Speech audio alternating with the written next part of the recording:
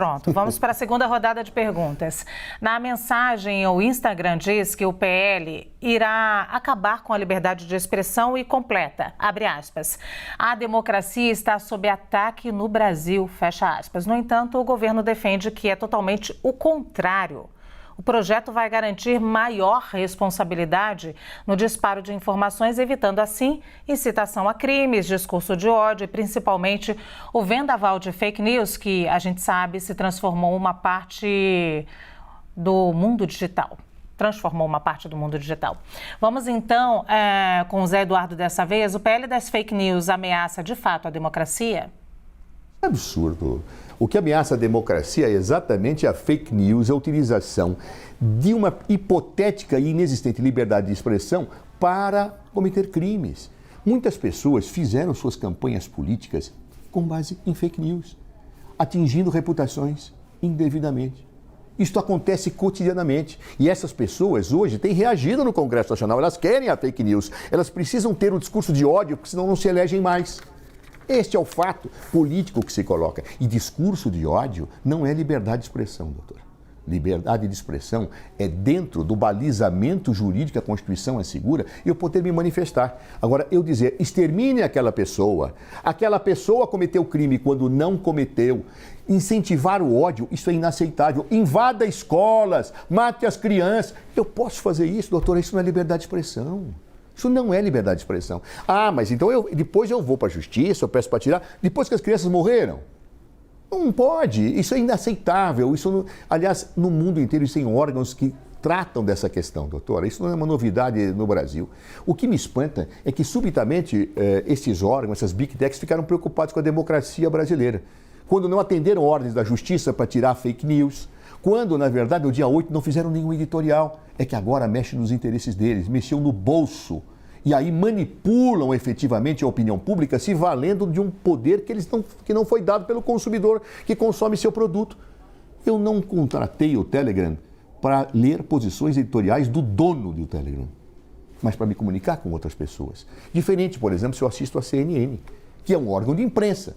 Então eu falo, não, eu estou assistindo a CNN porque me interessa, eu vi a doutora Samanta, as opiniões dela, a posição da Luciana, isso me interessa, mas eu não contratei como consumidor o Telegram para ouvir a opinião do dono da empresa defendendo o seu bolso. Eu não contratei para isso. Seria o mesmo que eu passasse na feira e comprasse um pastel e dentro do pastel, na minha primeira muralha, está lá assim, olha, vote no político tal. Que isto? Eu não comprei pastel para ver propaganda. Isso é uma ofensa às relações de consumo, é uma relação que tem que ser de boa fé. Eu tenho que apenas me limitar ao conteúdo daquilo que efetivamente é objeto de contrato de consumo. Quem abusa desta relação comete abuso de poder econômico. Nada contrário que a CNN, que outras emissoras, que a Folha de São Paulo façam nos editoriais o seu posicionamento, são órgãos de imprensa. Telegram não é órgão de imprensa, é plataforma informativa que não existe para divulgar notícia, muito menos a posição do dono. Isso é abuso do poder econômico. Indiscutivelmente, ofende o artigo 67 do Código de Defesa do Consumidor, que claramente proíbe a publicidade dessa natureza enganosa e mais. Outros dispositivos também do Código de Defesa do Consumidor foram violados e por isso que o Ministério Público Federal pediu uma explicação, porque se não tivesse nada, doutora, se fosse só um problema de informação, o Ministério Público não teria tomado nenhuma providência, não acha? Muito bem, a mesma pergunta então para a Samanta. O PL das fake news ameaça de fato a democracia? Olha, Luciana, eu entendo que ameaça a democracia, sim. Eu acho que a gente precisa discutir muito ainda essa questão do que é fake news. A gente não pode aprovar um projeto de lei de fake news que não define o que é fake news, que não define o que é desinformação, que usa conceitos subjetivos.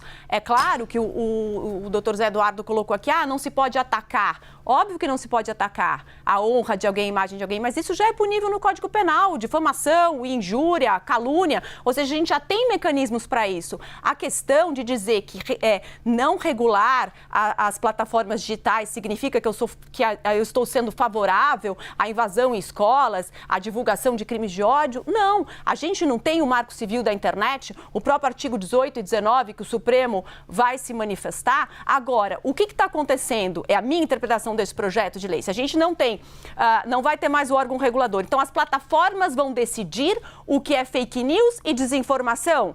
E elas vão fazer a triagem do que que deve ou não ser publicado, mas isso não é uma usurpação do que deveria fazer o Poder Judiciário, provocado pelo Ministério Público? Agora é uma entidade privada que vai ser responsável por isso?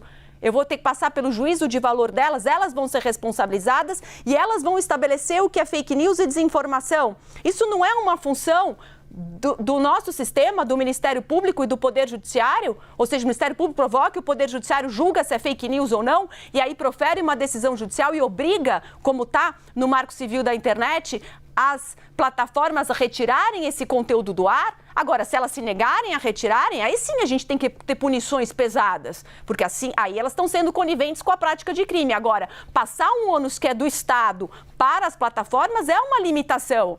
É um ônus exagerado para essas plataformas e uma limitação à liberdade de expressão. Às vezes eu tenho a impressão que o novo governo é o primeiro governo, é um governo que não governou com base nas redes sociais, né? Ele está se defrontando agora com as mídias sociais, porque antes a gente tinha os grandes veículos de comunicação. Agora as redes sociais, as informações circulam com muito mais rapidez e isso é muito benéfico para a democracia. Abusos têm que ser punidos, mas limitar a livre manifestação é complicado.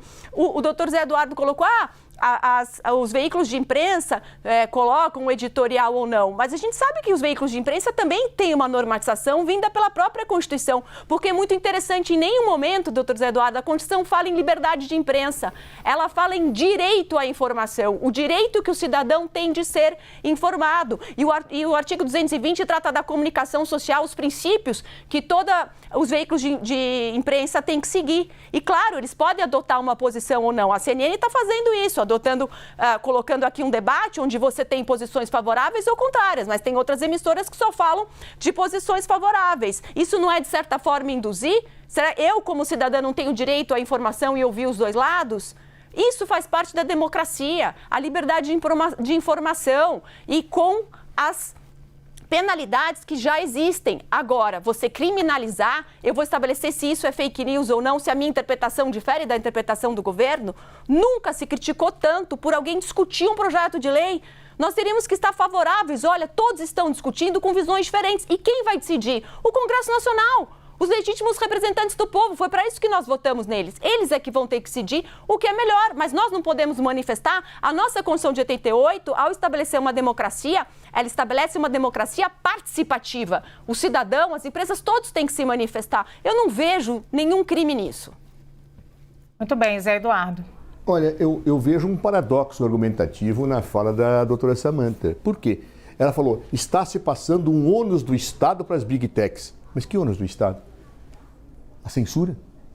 Não há censura do governo. A senhora mesmo reconhece isso. Então, o que aconteceu? O Telegram mentiu. Porque a senhora falou, está passando para as Big Techs, um ônus do Estado. Ou seja, o Estado não intervém, o governo não intervém. Quem intervém? A Big Tech, nesse controle depois de notificado. Ou seja, o seu próprio argumento revela, o Telegram mentiu. E se mentiu, está afetando a relação de consumo.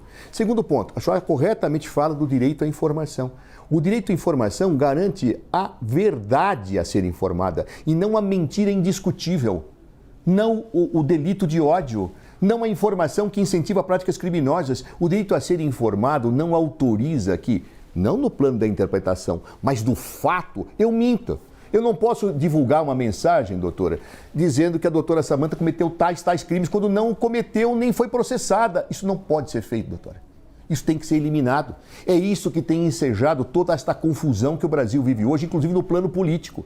E o Telegram é o zero e vezeiro e não aceitar ordens judiciais que mandam remover. Ordens judiciais. Tem que ser penalizado. Tem que ser punido, rigorosamente punido. Mas não precisa definir o que é fake news, doutora. Sabe por que não precisa? Porque o projeto de lei não fala em fake news, ele fala em crimes. E os crimes já estão definidos, como a senhora, como professora de direito penal, bem sabe. São aqueles crimes que estão tipificados que não podem ser cometidos, ponto. Não tem o que definir o que é fake news. A lei já dá a definição do plano criminal e é isso que não pode ocorrer, jamais, como a tese de terceiro. Finalmente, a última observação. Sabe por que isso está acontecendo? Porque o Marco Civil da Internet, eu era o ministro que elaborou isso junto com outros assessores, permitiram que essas plataformas não sejam responsabilizadas por atos de terceiros, quando a imprensa é responsabilizada. É esse dispositivo que tem que ser alterado. Muito bem, Samantha. Bom, Luciana, eu entendo que o Dr. Zé Eduardo parte de um princípio também equivocado do ponto de vista constitucional. No seguinte sentido, eu não estou dizendo que as plataformas têm que instituir censura, porque ninguém pode instituir censura. A Constituição foi muito clara, é proibido a censura e a licença. Agora, se é veiculada uma informação que me ofende e que é mentirosa, eu vou acessar o judiciário para que ele comunique às plataformas e retire isso do ar. O que o projeto está colocando é que as plataformas façam isso automaticamente, partindo do pressuposto que elas saibam que isso é uma mensagem equivocada. Isso é impossível de ser feito na prática. Isso vai representar uma censura, porque é um outro órgão que vai definir o que é verdadeiro ou não. Não é plausível, não é realizável isso. O que acontece? Isso é um dever do Estado no seguinte sentido. Se eu fui ofendida, se eu fui injuriada, eu vou acessar o Poder Judiciário, ele vai definir, vai comunicar às plataformas e elas vão ter que retirar do ar. Aí que está a responsabilidade delas. Agora, eu já responsabilizo a priori elas por conteúdo de terceiros. Ou seja, elas vão ter que fazer uma comissão de verificação do que é verdade ou não. Fake news ainda não é crime. Então, hoje fake news não é crime. O senhor disse que já está no âmbito penal. E eu pergunto, o que é fake news? Qual tipo penal fake news? Onde eu acho no Código Penal fake news?